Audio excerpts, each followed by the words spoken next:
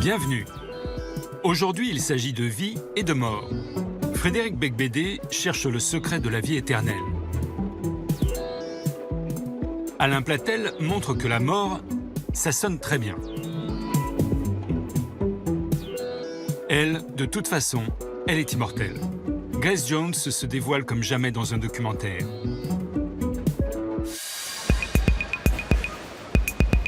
Jérusalem, Jérusalem. Et nous partons pour Jérusalem, cité éternelle, éternellement déchirée, la capitale la plus convoitée du monde.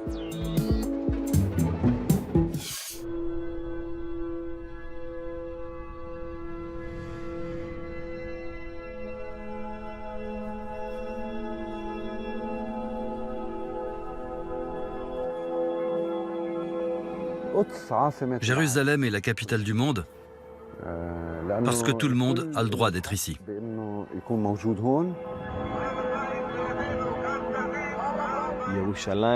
Jérusalem, c'est la capitale des esprits échauffés.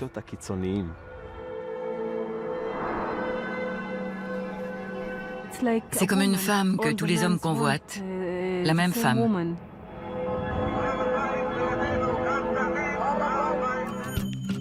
À qui appartient Jérusalem? Donald Trump a reconnu la ville comme la capitale d'Israël en décembre.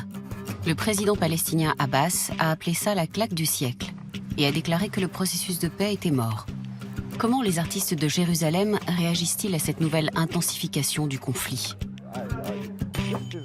Nous avons rencontré le documentariste palestinien Issa Frey. Sa famille habite le quartier chrétien de la vieille ville depuis plus de 100 ans. Depuis sa terrasse, c'est promis, il peut nous donner un aperçu de cette ville complexe.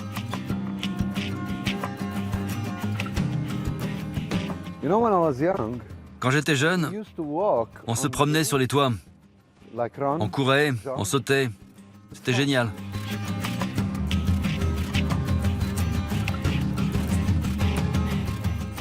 Là, il y a le dôme du rocher, le monument.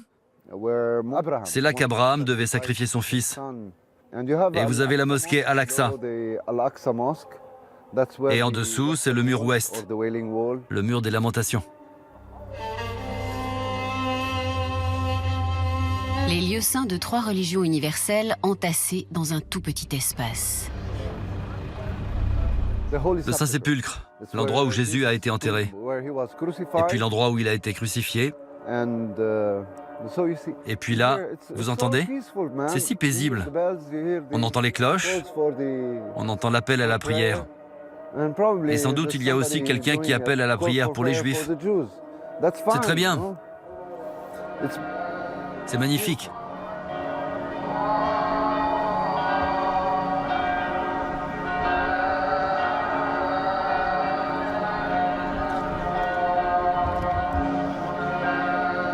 Mais cet accord sonore est trompeur. La cohabitation dans la vieille ville est loin d'être harmonieuse. Des colons juifs envahissent les quartiers traditionnellement palestiniens pour conforter leurs revendications sur la vieille ville. Les colonies juives, ici, je voudrais pouvoir les appeler des voisins. Mais eux ne veulent pas que je les appelle comme ça. Ils ont des gardes, ils ont des caméras, et quand ils vont à l'école, il y a des gardes partout, devant, derrière. Mais quand on ne se sent pas en sécurité quelque part, pourquoi vouloir y vivre?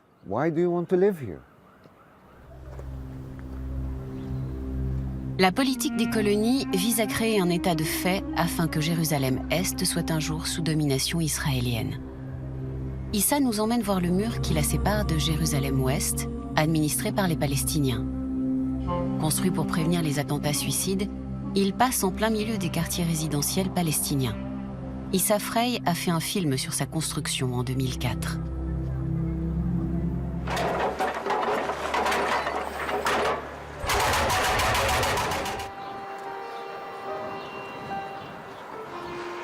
تعرف إنه هناك لما بتطلع على الجبل منطقة كتير حلوة كتير كاشفة يعني كل القدس بتشوفها من هناك كتير حلوة يعني من أحلى المناطق أخدوها يعني هيك.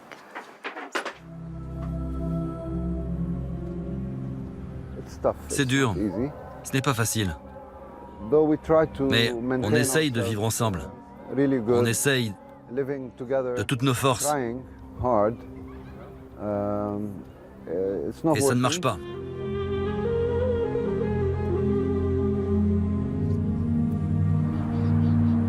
À d'autres endroits, le conflit est gravé dans le paysage. Au nord-ouest de Jérusalem, il y a Lifta, village palestinien fantôme, inscrit au patrimoine mondial de l'UNESCO. Les habitants ont été expulsés en 1948 au moment de la guerre d'indépendance d'Israël. La vidéaste Raïda Haddon voulait qu'on se retrouve ici. Palestinienne, mais titulaire d'un passeport israélien, elle a un rapport particulier avec cet endroit.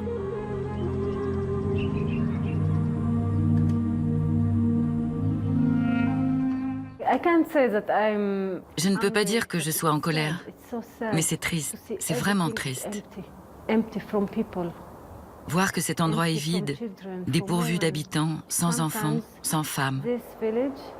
Parfois, le village est si tranquille qu'on entend juste le vent. Et parfois, j'ai l'impression que le vent parle ou crie.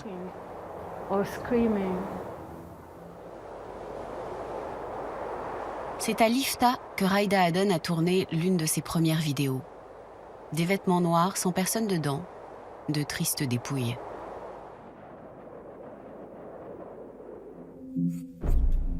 Presque tous ces films tournent autour du déplacement de la population et de la perte du foyer.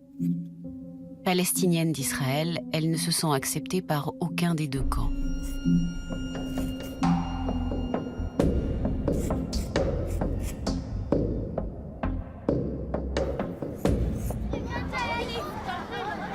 Aujourd'hui, Lifta est un but d'excursion très apprécié des habitants de Jérusalem.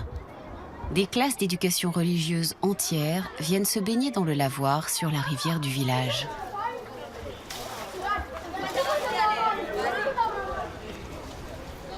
Raïda Haddon ne recherche ni la vengeance, ni à raviver la haine. Pour mettre fin au conflit, les deux côtés devraient renoncer à leurs revendications territoriales.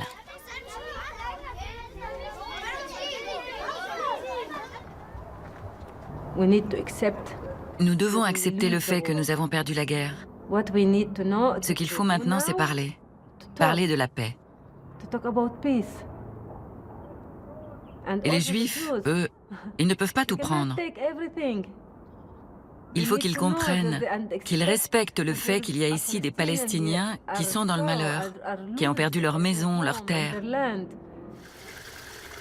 Mais comment leur faire comprendre ? Certains disent que l'art peut y contribuer. C'est le but du Museum on the Seam. Seam, la jointure.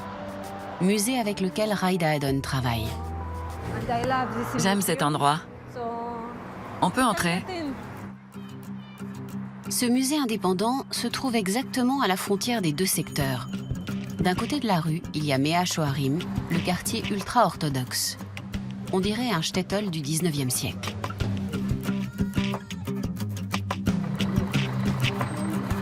De l'autre côté, Jérusalem-Est, profondément arabe et musulmane. Il n'y a presque aucun échange entre les deux secteurs. Au cours de la guerre des 6 jours en 1967, quand Israël a conquis Jérusalem-Est, cette maison était un poste de combat. Les meurtrières sont toujours là. L'art exposé ici est généralement politique. Des artistes israéliens, palestiniens et des célébrités internationales.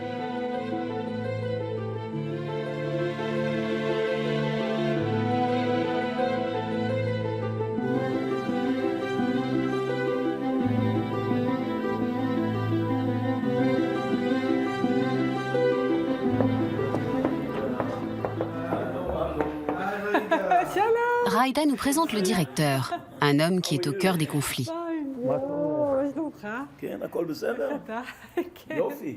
Rafi Edgar aurait bien besoin d'argent pour préserver l'existence de son musée. Mais s'il accepte de l'argent public, presque aucun artiste arabe n'exposera chez lui, parce que beaucoup boycottent tout ce qui a à voir avec l'État d'Israël. La question qui a gagné est idéologique. Qui a raison? Qui a tort? Personne n'a raison. Et personne n'a tort dans ce monde. À la fin d'une guerre, il n'y a pas de vainqueur. Il n'y a que des perdants. Maintenant, je pense que si on regarde la vie quotidienne des gens, on voit qu'ils ont beaucoup de choses en commun. On doit simplement insister sur ça. C'est ce qui se passe par exemple au festival interreligion Mekhoudeshet, chaque année en septembre à Jérusalem. 3 semaines durant, les Juifs dansent avec les musulmans et les chrétiens. Par exemple au concert Kulna, Nous tous en arabe. Un Juif religieux a chanté en duo avec un Palestinien.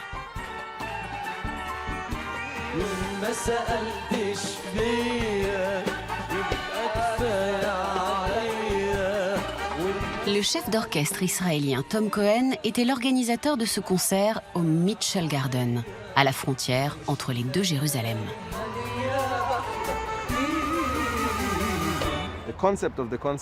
L'idée, c'était de créer ce Moyen-Orient dont nous rêvons tous, de fêter notre voisinage sans tenir compte des frontières. Je veux dire, c'est évident qu'un concert comme celui-ci ne va pas apporter la paix.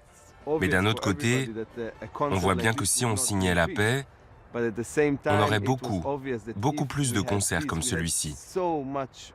Et ce serait vraiment magnifique pour tout le monde. Ce soir, Tom joue au Jérusalem Theater. Son orchestre s'appelle Jérusalem East-West. Des musiciens des 3 religions monothéistes jouent ici ensemble.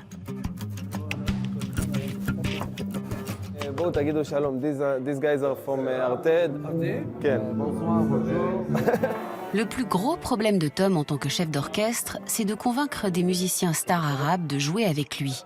Car beaucoup suivent le mouvement de boycott pro-palestinien BDS, boycott, désinvestissement, sanctions, qui refuse toute coopération officielle avec les Israéliens. Je ne suis pas en position de juger, mais je pense que ce petit jeu, ne pas reconnaître une normalisation, est assez enfantin. On ne va partir nulle part. On est tous là. On ne va pas disparaître. Ni les Israéliens, ni les Palestiniens, ni les Juifs, ni les musulmans, ni les chrétiens, ni les autres religions.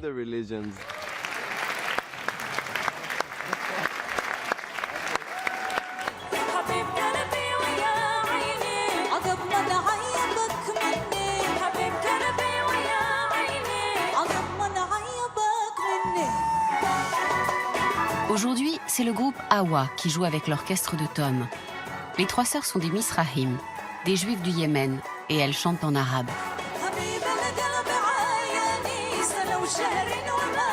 Qui a dit que les Juifs et les Arabes n'avaient pas de racines culturelles communes?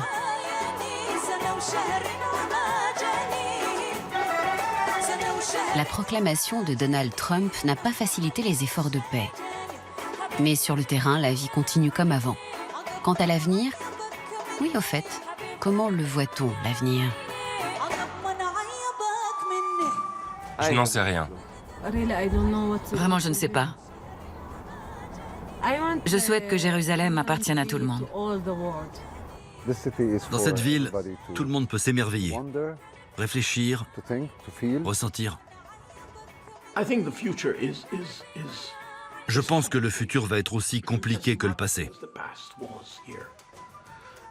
Et le passé l'était déjà pas mal.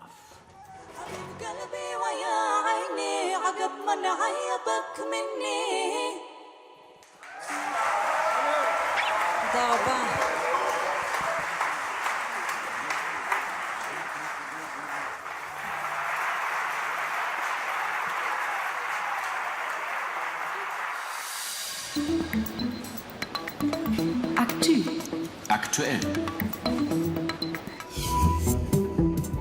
Israël n'a pas que des amis. Ces jours-ci, à Berlin, l'antisémitisme, ancien ou nouveau, se répand. Diese Scheiße geht nicht hier. Warum? Aber das ist nicht Ihr Restaurant. Das ist meine Restaurant. Nein. Geht zurück nach Palästina. Niemand schützt euch. Niemand schützt euch. Alle wieder zurück. Ja, blöden Gaskammer. Cette vidéo a remué l'Allemagne. En plein Berlin, un homme ouvertement antisémite insulte un restaurateur juif. Plusieurs semaines après, Yochai Feinberg est encore sous le choc. C'est décevant, c'est désespérant. En ce moment, on parle beaucoup d'autres incidents du même genre. Et là, comme ça, en pleine rue, un type me crie dessus. C'est difficile à croire. Nous l'avons rencontré devant son restaurant à Schönberg. Le commerce de Feinberg a sans cesse été la cible d'attaques antisémites. 75 ans après l'Holocauste, des Juifs se font encore insulter et agresser en Allemagne. On a recensé jusqu'à 700 actes de violence rien que dans la première moitié de 2017. Comment en est-on arrivé là? Après tout, la mémoire de l'Holocauste et la lutte contre l'antisémitisme appartiennent au fondement de l'État allemand. L'historien Ufa Jensen, du Centre de recherche de Berlin sur l'antisémitisme, dit que la haine des Juifs aurait pris d'autres aspects. En gros, il y a l'antisémitisme religieux qui trouve ses racines dans l'histoire de la chrétienté, puis un antisémitisme raciste scientifiquement enjolivé, apparu au XIXe siècle, et celui qui sévit de nos jours est beaucoup plus un antisémitisme dirigé contre Israël. Il est apparu depuis la création de l'État d'Israël et il prend de plus en plus d'ampleur. Il est vrai que celui qui insulte Yochai Feinberg justifie sa haine des Juifs par son hostilité envers Israël. Et lorsqu'en décembre, Trump a reconnu Jérusalem comme capitale d'Israël, on a assisté à Berlin à des scènes très dures lors des manifestations pro-palestiniennes qui ont suivi. Paroles de haine et drapeaux israéliens incendiés.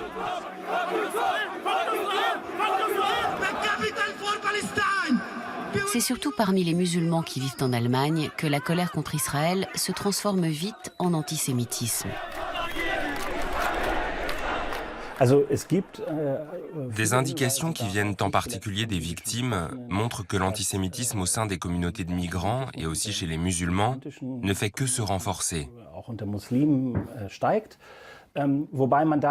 Cependant, il faut souligner, c'est valable pour ces manifestations où le drapeau israélien a été brûlé, que cet antisémitisme est essentiellement le fait de la deuxième ou troisième génération de gens qui sont nés ici. Des quartiers à forte densité musulmane, comme Neukölln, sont considérés par de nombreux juifs comme des zones à éviter. C'est justement ici qu'un juif et une musulmane veulent mettre fin aux préjugés et à la haine. Dans le cadre de leur initiative, Salam Shalom, Armin Langer et Larissa Iman vont là où ça fait le plus mal, dans les écoles des quartiers défavorisés à forte majorité d'enfants de migrants. J'ai beaucoup d'histoires positives sur ces visites dans les écoles. Par exemple, au début, on doit discuter pour savoir si, en tant que juif, je dois prendre position par rapport au conflit du Moyen-Orient ou pas. Et à la fin, c'est plutôt pour savoir où on trouve les meilleurs falafels sur Sonnenallee à Berlin. Cela peut être grâce à la présence de Larissa, qui est musulmane. Elle explique les origines de l'antisémitisme dans sa communauté. D'abord, il s'agit d'une très forte identification à la Palestine et aux Palestiniens, accompagnée d'un certain sentiment d'exclusion. Je pense que ce sont les principales raisons. Armin Langer voudrait que les gens arrêtent de mettre la politique au Moyen-Orient, Israël et la judaïté dans le même sac. Dans ce but, ce jeune publiciste, ex-apprenti rabbin, n'hésite pas à intervenir chez Millî Gorus, cette organisation proche d'Erdogan, très controversée. Beaucoup pensent qu'il va trop loin. C'est le cas de Yochai Feinberg, le restaurateur agressé. Il subit à longueur de temps l'antisémitisme islamiste. D'un autre côté, après l'incident de décembre, il a reçu de nombreux messages de solidarité de la part de musulmans. Mais pour lui, globalement, la haine envers les Juifs et Israël a fortement augmenté. En ce moment, en Allemagne, il y a un effet boule de neige. La gauche vire à l'extrême gauche, la droite à l'extrême droite, et les musulmans deviennent de plus en plus fondamentalistes. Beaucoup de politiciens demandent la nomination d'un chargé de mission pour lutter plus énergiquement contre l'antisémitisme et la haine des Juifs. Une chose est sûre, il aura du travail. Bühne. Scène. Un Mozart africain. À Berlin, sans se soucier des frontières, Alain Platel secoue le requiem. Jazz, afro-pop, 14 interprètes créent le plus beau choc culturel théâtral de ce début d'année.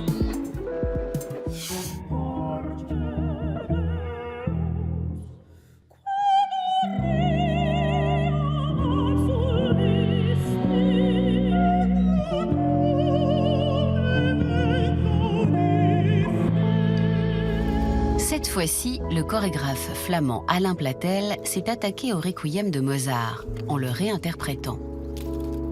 C'est la base de Requiem pour elle, un hommage à la mort. « 14 musiciens, africains pour la plupart, occupent la scène pour cette messe des morts musicale. Les cercueils noirs doivent évoquer le monument berlinois à l'Holocauste. Platel aime les confrontations extrêmes. Dans ses ballets, il avait déjà flirté avec le thème de la mort, mais sans lui accorder une place aussi centrale.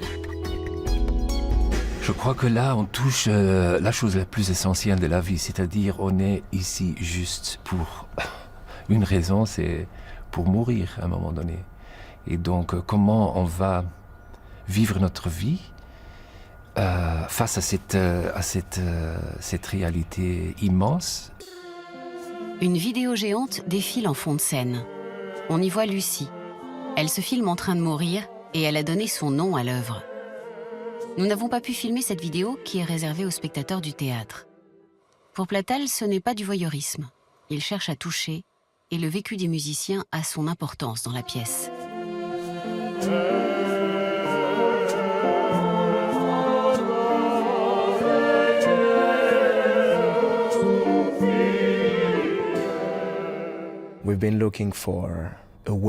Nous avons cherché une manière d'exprimer nos sentiments à propos de la mort. Et ça me va. C'est un thème plutôt difficile, mais ça me va de parler de la mort comme ça. Comme vous dites, il y a beaucoup de cultures différentes et de rituels funéraires différents. Mais je crois que lorsque quelqu'un meurt, il faut célébrer sa vie. Même si on est triste, il faut fêter la vie en faisant les choses qu'il aimait faire. Alain Platel a mis en scène le Requiem pour elle en collaboration avec le compositeur Fabrizio Cassol, qui a dépoussiéré l'œuvre de Mozart en faisant une lecture multiculturelle. Pour moi, c'est fondamental de mettre encore toute l'énergie que je peux, d'utiliser tout le savoir que j'ai pour permettre à ces musiciens de venir exprimer quelque chose dans ce monde occidental qui, parfois, s'étouffe dans sa tristesse. Et j'ai envie qu'ils viennent ici pour contribuer à sauver notre monde occidental qui, parfois, je le trouve, aller à la dérive complète. Alain Platel et Fabrizio Cassol ont passé beaucoup de temps en Afrique du Sud et au Congo pour recruter les musiciens de Requiem pour elle. Une fois encore, les cultures africaines et européennes s'affrontent voluptueusement. Après la tournée européenne, ils ont présenté La Passion selon saint Matthieu de Bach dans une version radicalement nouvelle pour un festival à Kinshasa.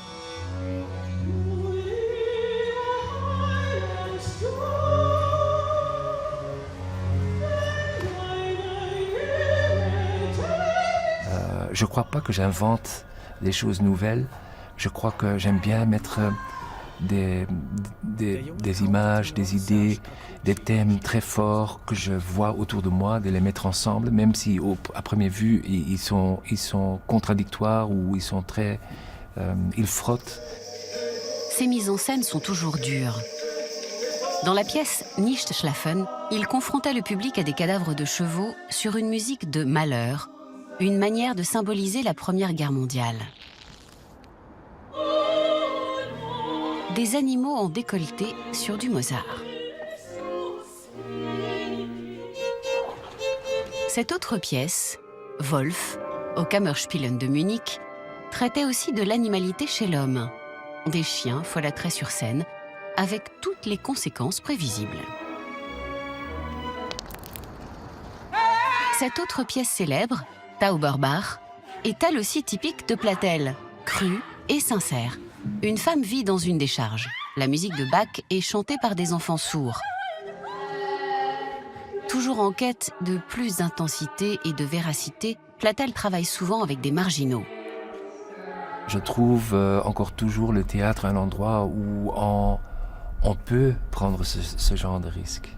Le théâtre est des endroits, un des endroits rares où il y a cette urgence, où il y a cette possibilité de montrer des choses que peut-être on questionne dans la vie réelle. Donc peut-être un des endroits rares où il y a cette liberté et les portes sont toujours ouvertes.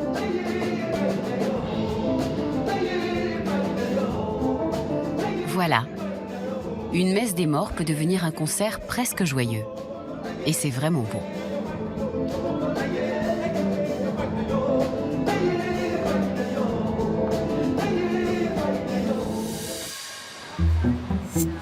Littérature.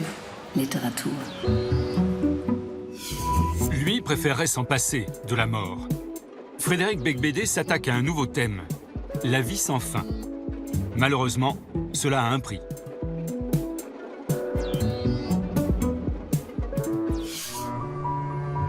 On doit tous mourir un jour, même Frédéric Beigbeder. Mais cet écrivain et dandy ne veut pas l'accepter. Fuck you, la mort. Donc, dans son nouveau roman Une vie sans fin, qui vient de paraître en France, il est à la recherche de l'éternité.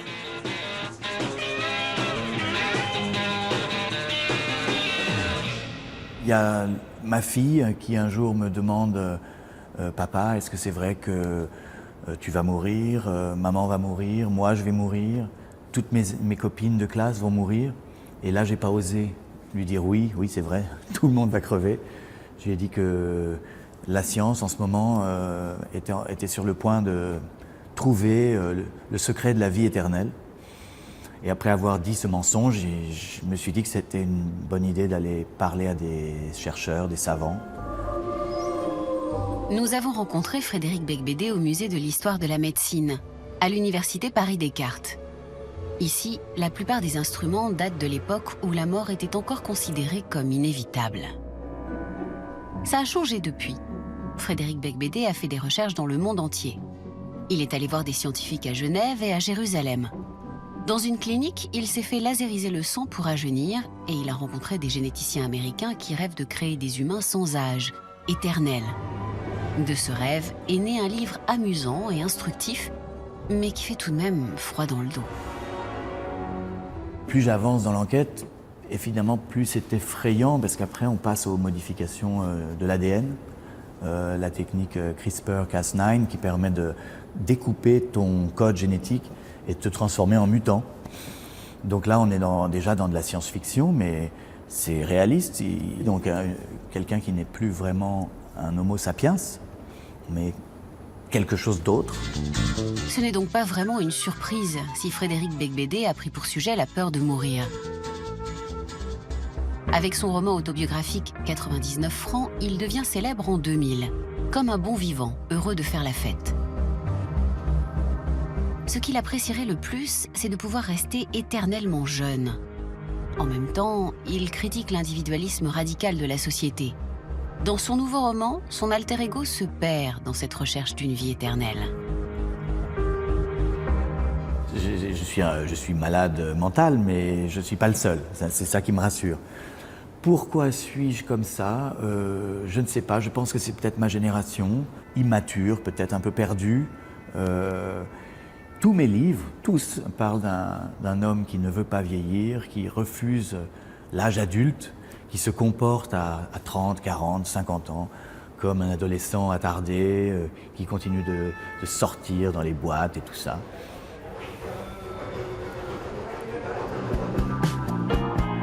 Si une imprimante 3D de biotechnologie peut fabriquer des organes complets comme le foie, alors Frédéric Beigbeder peut continuer à faire la fête les 100 prochaines années sans souci. Mais que serait une société où la mort ne frapperait plus? Dans une époque de vieillissement des populations et d'épuisement graduel des ressources, une vie sans mort a quelque chose d'inquiétant. Donc je ne dis pas que j'annonce des nouveaux affrontements, mais il y a une terrible injustice face à ces découvertes. Elles vont probablement être réservées à une minorité de milliardaires de la Silicon Valley. Et pendant ce temps-là, les gens qui n'auront pas les moyens continueront de crever.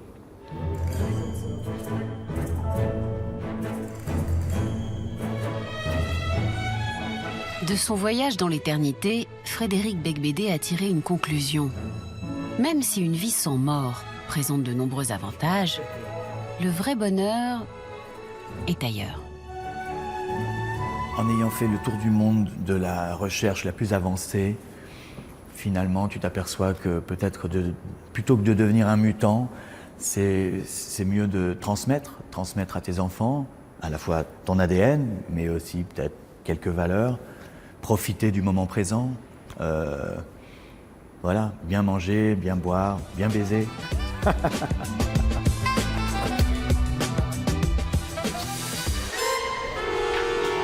Cinéma, kino. Grace Jones, que ça lui plaise ou non, vivra toujours. Un documentaire nous montre qui se cache sous son masque. Ladies and gentlemen, Mr.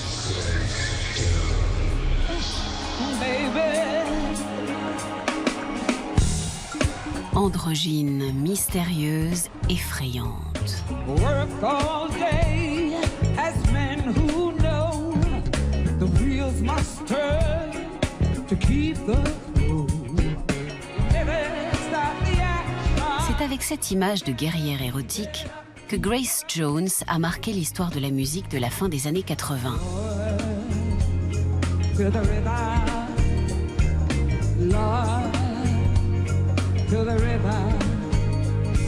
Une image que l'artiste, contrairement à beaucoup d'autres chanteurs de l'époque, a en partie créée elle-même et qui l'a dépassée.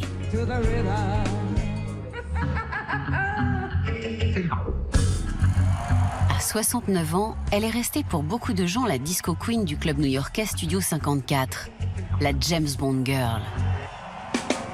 This is a play, this is a cop, this is a story I didn't make up. This is a girl lost in the wood, some cover wagon from some other hood. Mais l'image publique de Grace Jones cache bien d'autres facettes. Well, well, well, I'm on a tightrope. Well, well, well, I think I'm falling. Well, well, well, well, well, well. Et ses fans veulent tout savoir d'elle. I waited 25 years to see you. Oh my God. God, it's been such a long wait for Don't you. put it coming. Would you do another movie? My own. Yeah. Avec le documentaire Grace Jones, Bloodlight and Bammy, des projecteurs et du pain, elle a son film à elle. Il a été tourné par la réalisatrice britannique Sophie Fiennes. Il donne un accès inhabituel à l'intimité de la star tout en lui laissant sa liberté artistique. Elle a dit très clairement « Je suis très consciente du fait qu'on peut me percevoir comme un personnage de dessin animé. Et je ne veux pas aller dans ma tombe sans être jamais sortie de cela. » Elle s'est lancée ce défi, arriver à être perçue d'une façon qui ne soit pas contrôlée, contrainte, fabriquée comme son image l'a été. Elle voulait voir ce que ça donnerait si elle me laissait juste la filmer. La force du film, c'est que Sophie Fiennes a complètement laissé tomber les images d'archives. Pour elle, il était important de montrer Grace Jones dans le présent, très présente. Au lieu des habituels témoignages, elle l'a suivie pendant 5 ans avec sa caméra, en restant toujours à distance respectueuse. Et pourtant, elle a capté les moments les plus intimes. I am the one doing the show, Michael. Don't give me this shit all the other rooms are taken care of. Call me when it's done. Sorry.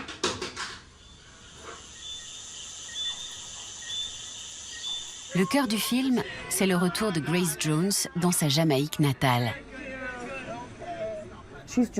Elle est jamaïcaine. Elle est fière de cette culture. Mais on ne l'a jamais vue dans cet environnement, dans cette île tropicale, dont la beauté et la sensualité l'ont marquée. Tout cela l'a touchée, comme femme aussi.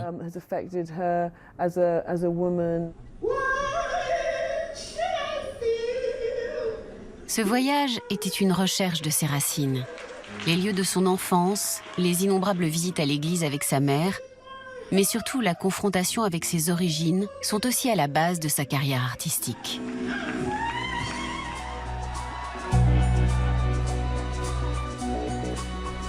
Dans William's Blood, elle raconte en musique cette histoire. When she was 17, she married a preacher man, and she settled down in a little part of town. So let me fly. Elle chante la douloureuse séparation d'avec la maison très pieuse de ses parents et la religion. Just let me fly.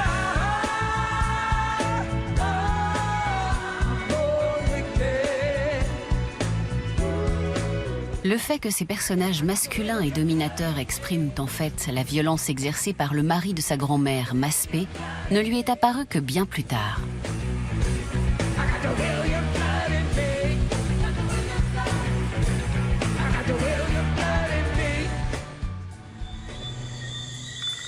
Had so much rage.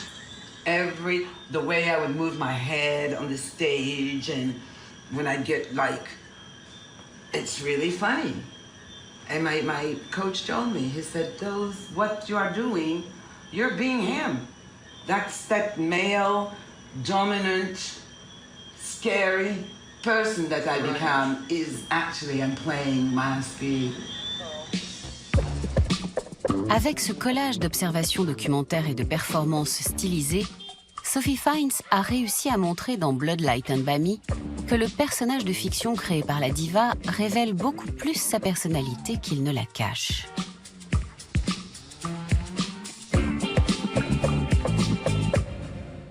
Sa fantaisie et sa capacité d'invention sont fantastiques.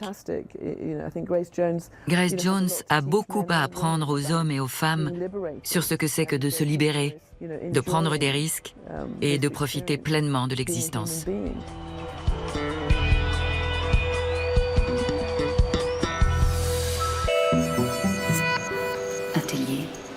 Atelier. Les icônes de la pop culture repeintes. Tatiana Doll comprend la fascination que suscitent les grandes images populaires et elle les réinterprète.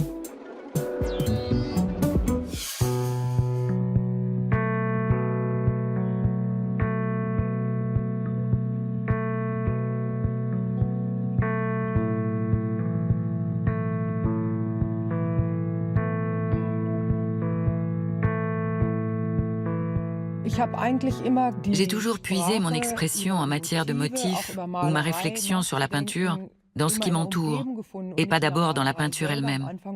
C'est pour ça aussi que je n'ai jamais rien inventé. J'ai toujours cherché à travailler en reproduisant. Ce tableau s'intitule « À l'Ouest, rien de nouveau », titre du célèbre livre d'Éric Maria Remarque, et le modèle, c'est le Guernica de Picasso. Pour moi, le processus consiste toujours à travailler sur le motif qui me sert de base dans mon atelier, non pas en fonction de son environnement politique, mais comme s'il se présentait dans sa fraîcheur, pas comme l'icône que nous en faisons.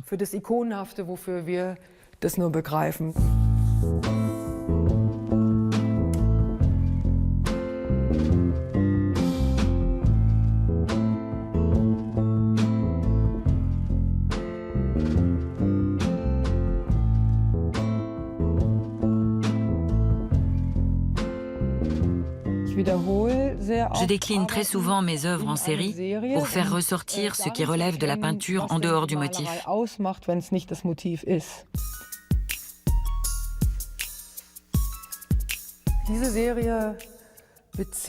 Cette série se réfère, comme beaucoup d'autres, à une pochette de CD. C'est Mercedes.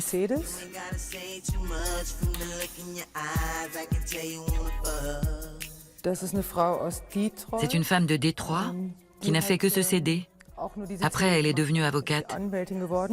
C'est elle qui a choisi ce motif. Je le peins autant de fois que je veux. Classe S, classe G, classe E, tous les modèles possibles.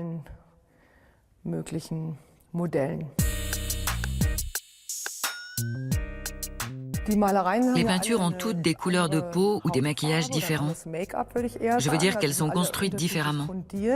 Ce sont des pin-up, c'est-à-dire que j'agrafe d'abord un côté puis l'autre sur le mur comme une pin-up pour les peindre. Si on veut parler de la figuration, elle est légèrement vêtue. L'idée est de la rendre aussi sexy que possible avec la peinture à l'huile.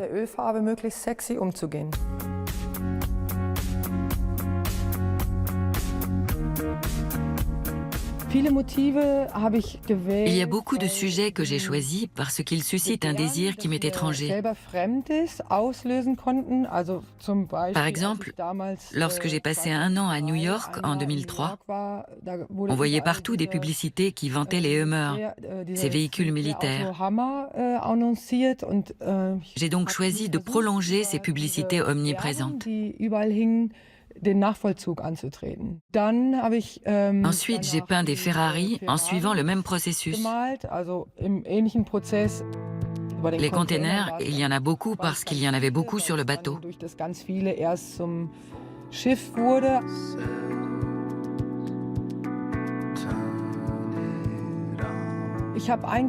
J'ai toujours pris des motifs qui sont des icônes. On pense qu'on les connaît alors qu'on ne les connaît pas.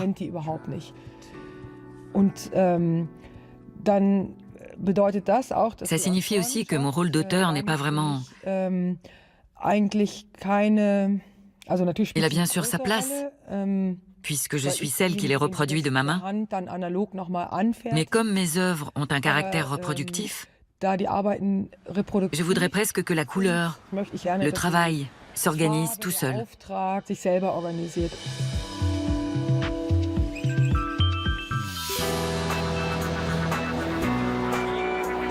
C'était Métropolis. La semaine prochaine, on se retrouve à Funchal, sur l'île portugaise de Madère. À bientôt!